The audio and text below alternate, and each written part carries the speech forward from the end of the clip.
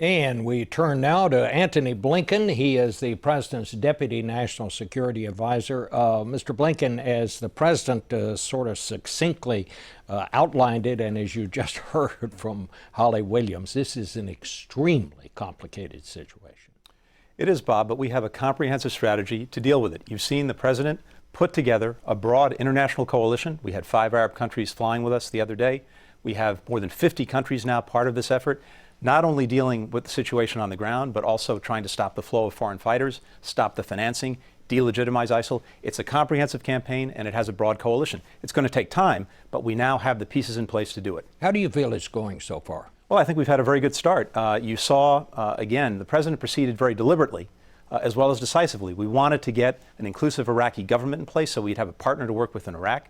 We wanted to get support to train and equip the Syrian opposition, and we had a broad bipartisan vote in support of that in Congress, and this broad coalition with more than 50 countries. And the first night in Syria, having 5 Arabs flying with us is a very significant development.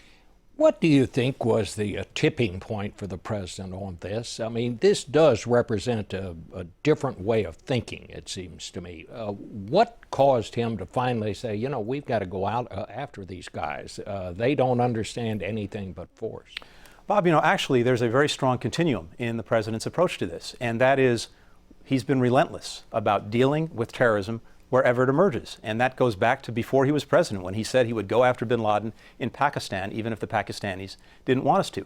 So wherever it's emerged, we've dealt with it. Core al-Qaeda in Afghanistan and Pakistan has been decimated, but the problem has moved elsewhere. But this is a very different approach than what was taken in the past. It's not tens of thousands or hundreds of thousands of American ground forces. It's not trillions of American dollars. It's helping local forces with some of the unique things we have, air power, training and equipping them, assisting them, and it's getting a broad coalition together. And it's not falling into the al-Qaeda trap of putting tens of thousands of Americans on the ground to be bogged down and bled.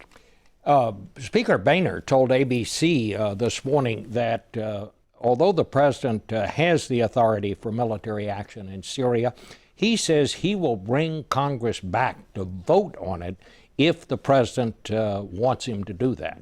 Does the president want him to do that? We would welcome Congress's support. We've already have it for the Train and Equip program, and that support can manifest itself in different ways, including a new authorization to use force. So that's something we'd welcome. We don't require it. We have the existing authorization from 2001. That's a basis for proceeding, but we'd certainly welcome Congress showing its support. He also said this morning that if other nations don't step up and put ground troops into Syria, his quote, "We have no other choice." We've been very clear that there will not be a U.S. ground invasion of Iraq or Syria. This has to be local forces stepping up and fighting for their own country. What we can do, what we are doing, is to provide some of these unique assets that we have, including air power. But they have to be the ones doing the fighting on the ground. Again, we're not going to repeat what we did before. Hundreds of thousands of Americans on the ground in the Middle East getting bogged down. That's exactly what al-Qaeda wants. That's not what we're going to do.